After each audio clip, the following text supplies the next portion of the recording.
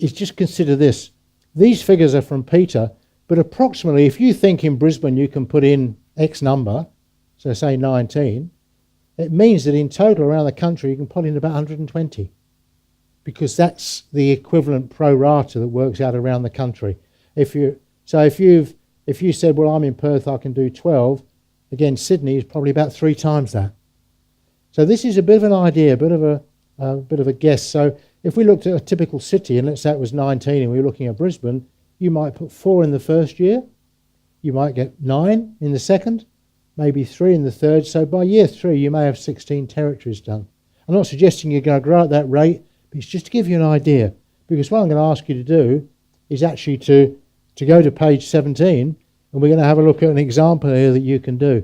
So in our case here, we had the example, which if you'd like to turn over to your page 17, you'll see there's two little schematics there. One is the previous slide showing you the typical around the country, the sorts of number of franchises that we have that you're likely to get to extend. This is to give you an idea of what your scope is for your business in very rough terms at the moment. So you look at 9.4, which is represented on this slide here.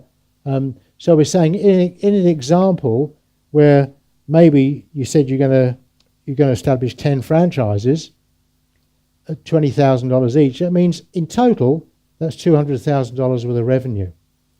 If your fees are going to be running at 5, that means per unit you got 15,000 revenue, and total fees from 5 sales at 15 is 75. Your gross income is going to be 275,000 in that year. Right? What I'd like you to do is to put down here how many franchises you think you could grow in 3 years. Right? So up here you may put 5.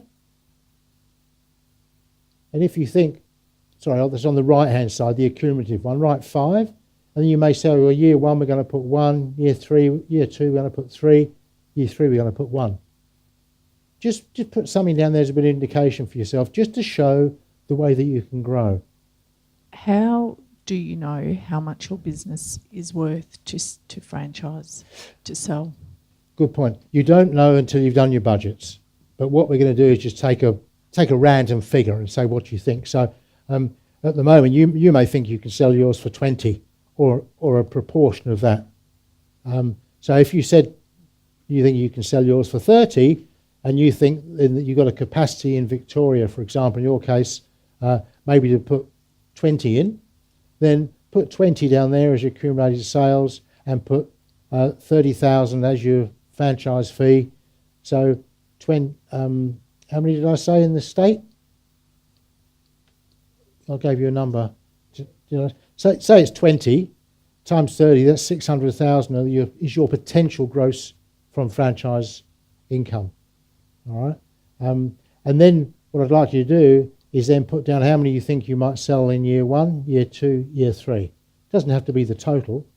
So you may say, well, we'll put a couple in the first year, a couple in the second, a couple in the third, or 2, 5, 10.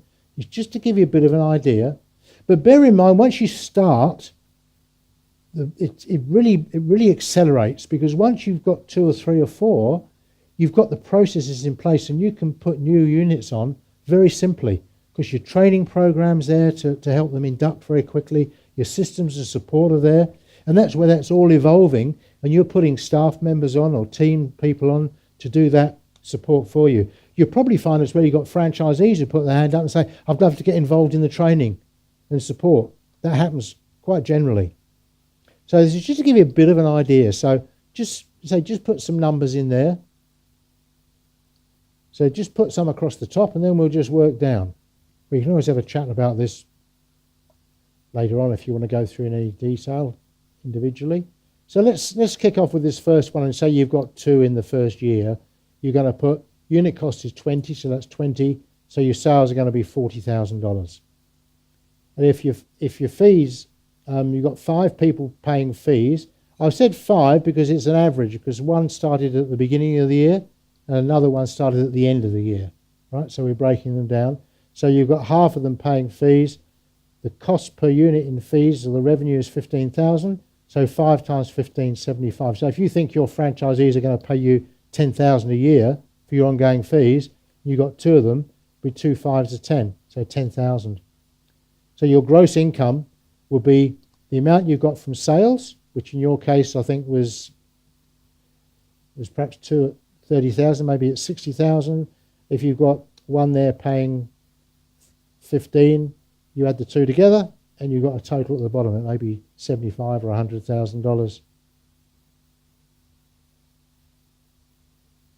So I'll leave that with you. The idea is that's a way for you to easily just do a bit of extrapolation, just to show you that it's not actually, beyond your ability to do that. It's really fairly simple, straightforward. Once you've got your factors together and you can work, you can evolve how many you can likely do. But things like franchise fees, we'll be touching on that again a little bit later. So don't worry, it's just a rough figure pulled out the top of your head, just to give you an illustration and get you feeling comfortable in the space. Because you can see from the way that some of these groups grow, it's very often the case. Once you get the ball rolling and you get your systems in place, people actually come to you. And that's what you're aiming for, isn't it? Get people coming to you without having to do heaps and heaps of mass advertising. Yeah, I'd have a question as to, just a guide to us as to what different franchises are selling on what sort of range and an example of them. Thank you. Yeah, we're covering a recruitment section later where we'll actually go into a bit of that. But the fact is the market, is pretty solid actually. Whilst businesses don't change hands, immediately, and franchises don't always sell immediately, there is a healthy demand out there. There are people at the moment. We always found when times are tough, we sold more franchises when we were recruiting as the Franchise Alliance, because there are more people coming out of the public sector. Government's cutting back. We hear all the time that Telstra is putting people off. These are people who often are really good people, and often they got some money. Just the way that Nettie invested in her little business, they say, I'm fed up with being made redundant, and ideally as people in middle age, because they say, I've always wanted to say I work for myself, I know better than the boss, let's get a business. And the reason they're attracted to a franchise is a lot of the things we're covering here. It reduces some of the risks. So as far as they're concerned, they haven't got to go and spend a year doing research and risking this and that. So generally, it's pretty healthy across the board. Some businesses are harder than others. The building industry, I think at the moment will be quite healthy, because a lot of people traditionally, if they're tradies, they get to their 40s or early 50s and really they're quite competent. They know what to do as far as running their businesses, doing their trades concerned. But in order to go to the next level, they need the skill sets to be able to run a business and to get clients. A lot of them are really good tradespeople, but getting work is a problem because they're flat out with a contract, get to the end of the contract, they spend a month looking for work. And that's traditionally the sort of cycle that people go through in lots of businesses and professions.